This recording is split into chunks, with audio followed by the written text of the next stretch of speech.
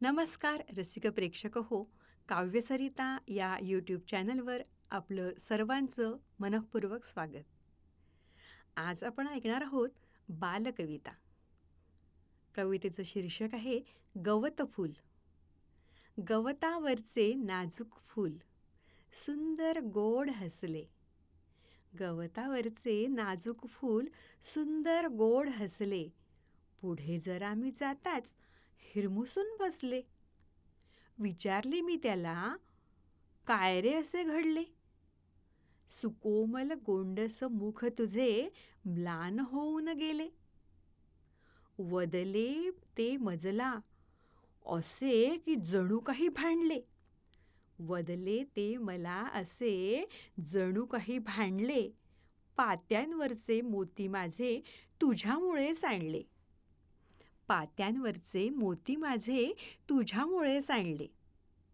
थांब म्हटले मी त्याला, पावसाला सांगेन.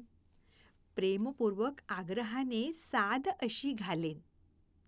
घनमालांसवे तो रिमझिम वर्षत येईल. घनमालांसवे तो रिमझिम वर्षत येईल. तुझ्या ओंजळीत थेंबांचे मोती भरून जाईल. हसत बागडत आला पाऊस मंद धुंद. हसत बागडत आला पाऊस मंद धुंद. बरसून त्याने केले गडे वातावरण कुंद.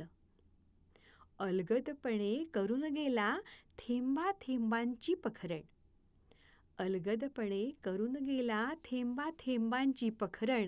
नाजूक कोमल पात्यांवरती नक्षीदार गोंदण.